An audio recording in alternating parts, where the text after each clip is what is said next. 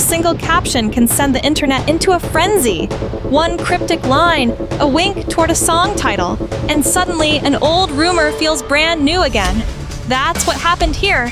An older post resurfaced, got stitched into fresh commentary, and boom, the timeline decided there must be new evidence.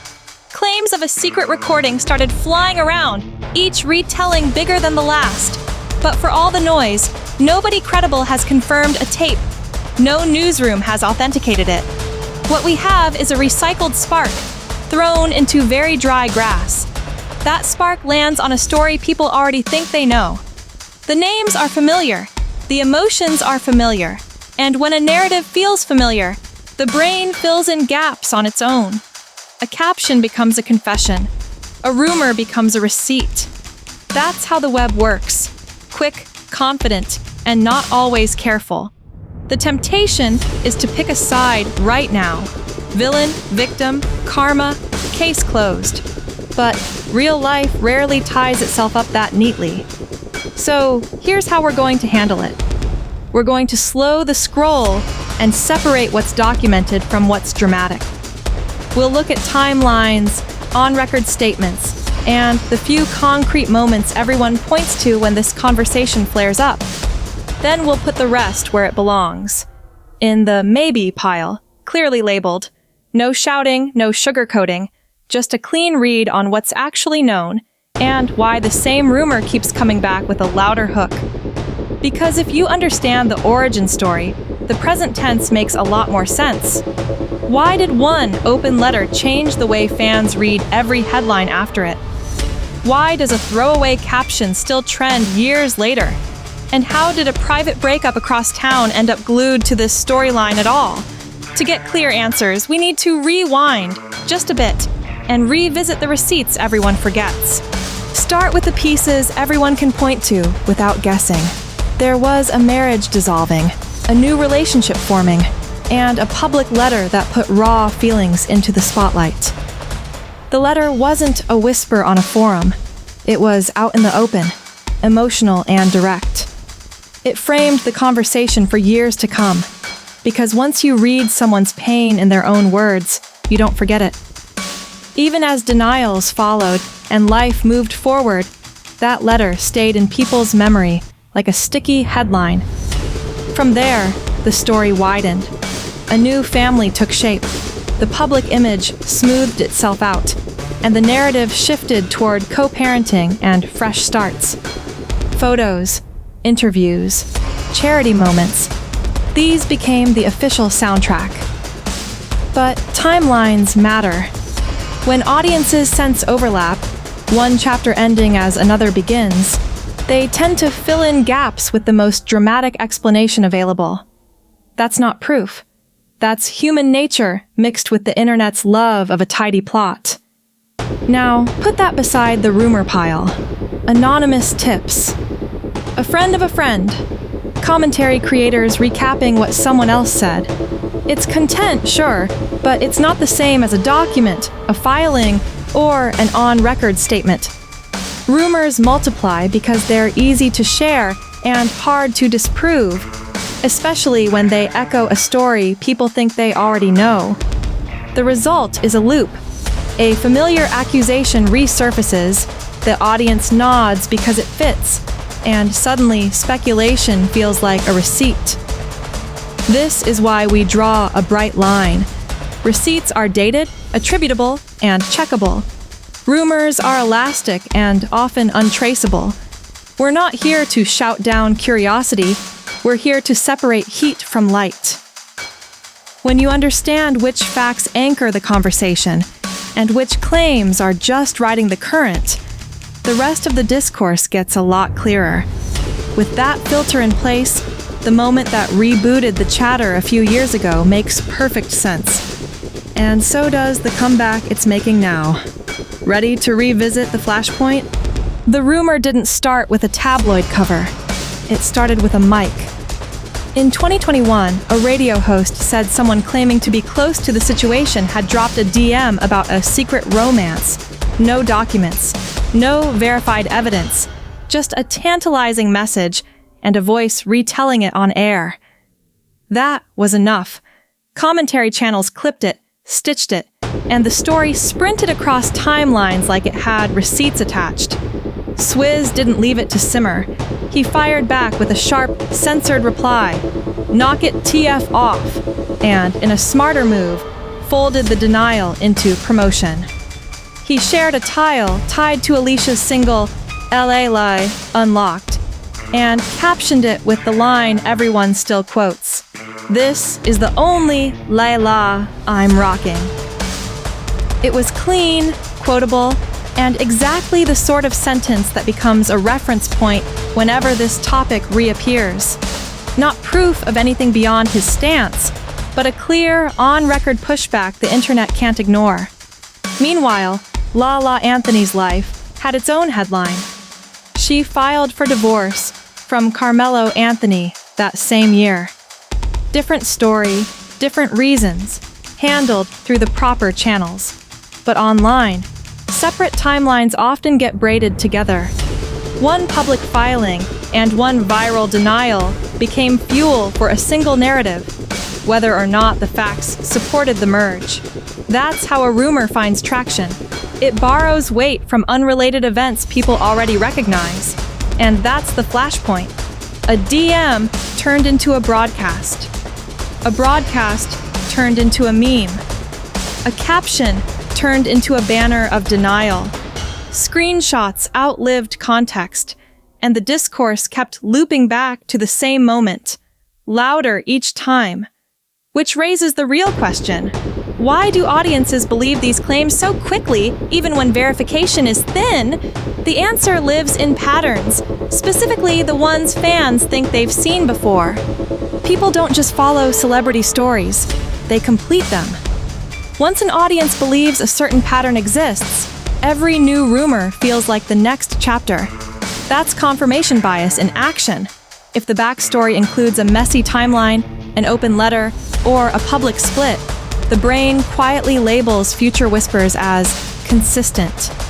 It's tidy, it's satisfying, and it's often wrong because consistent with a story isn't the same as proven by facts.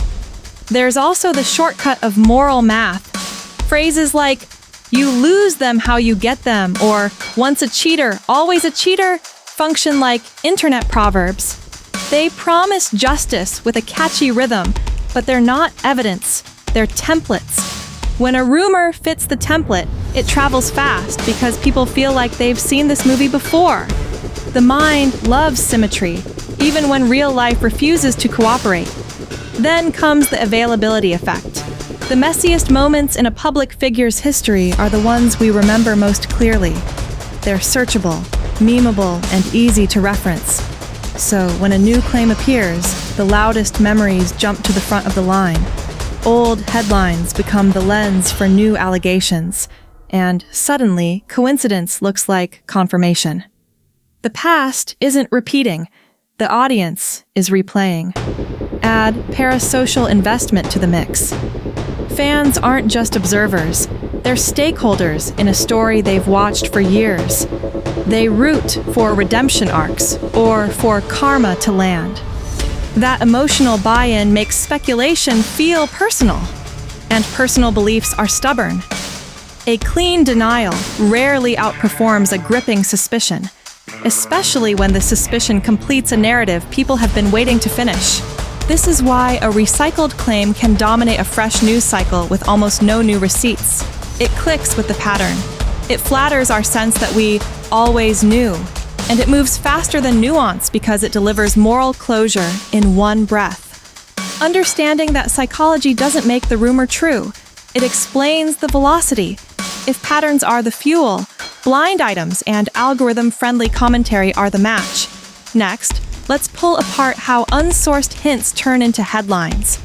Blind items are catnip for the timeline. They're written like riddles, sprinkled with just enough detail to feel specific, and vague enough to dodge accountability. The hook is simple.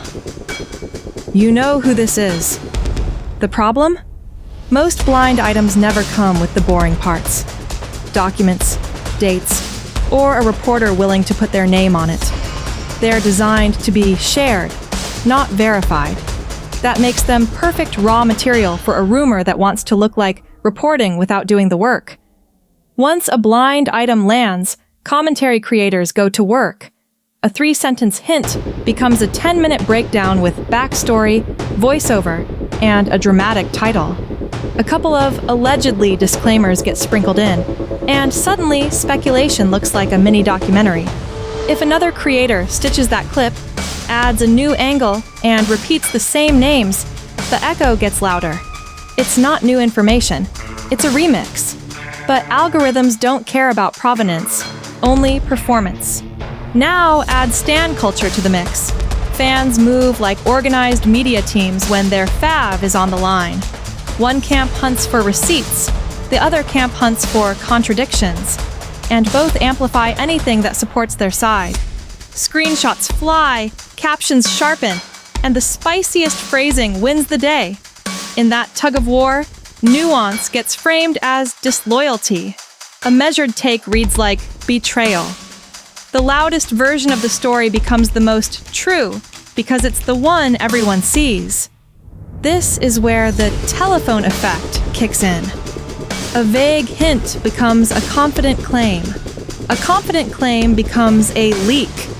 By the time it reaches your feed, the story sounds fully formed, until you ask who verified it. If the answer is no one, you're not looking at journalism, you're looking at engagement content. It can be entertaining, sure, but entertainment doesn't owe you accuracy. That's why a recycled rumor can dominate a fresh news cycle without adding a single new fact. So when you hear there's a tape, run the quick test. Who saw it, who vetted it, and who is willing to stand behind it with their name and outlet? If those boxes are empty, you're looking at algorithm gasoline. High flame, low light. It burns hot, then it's gone, and the people involved are left to clean up the smoke.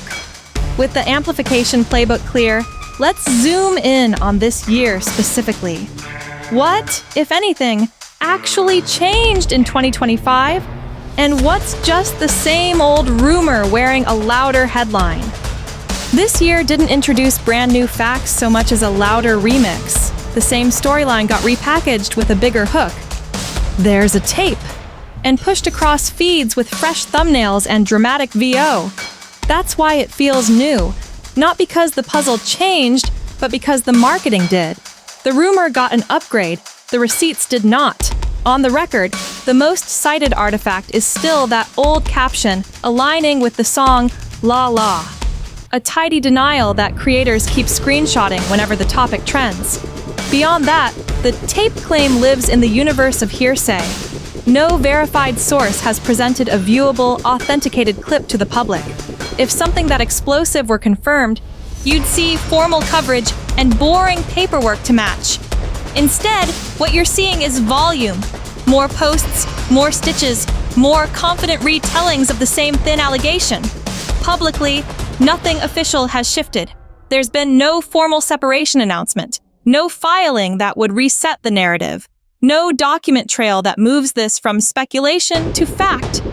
If that changes, it won't be subtle. It will show up where big life changes always show up. Records, statements, and coverage that can be checked. Until then, you're looking at a cycle powered by repetition, not revelation. Meanwhile, LALA's arc remains straightforward. A finalized split years ago, a focus on parenting and work, and a clean forward tilt.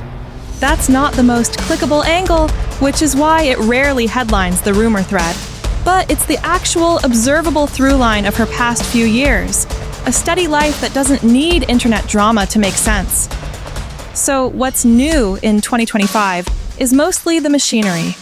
Sharper edits, AI voice clones, hotter captions, and a timeline eager to crown a smoking gun that no one can actually produce. It's the same story with a louder soundtrack, which is exactly why the smart move now is to zoom out and use a quick reality filter before you share, react, or pick a side. That filter is simple, and it works on every celebrity scandal you'll see this year. Let's wrap with a clean checklist for separating heat from light. Here's the cheat code that keeps your brain ahead of the timeline. First, run every claim through a simple filter. Who said it? What did they show? And when did it happen? If the answer to who is a handle you've never heard of, the answer to what is a friend told me, and the answer to when is sometime back, that's not a receipt. It's a rumor in a nice outfit. A real receipt comes stamped with names, dates, and something you can verify without playing telephone.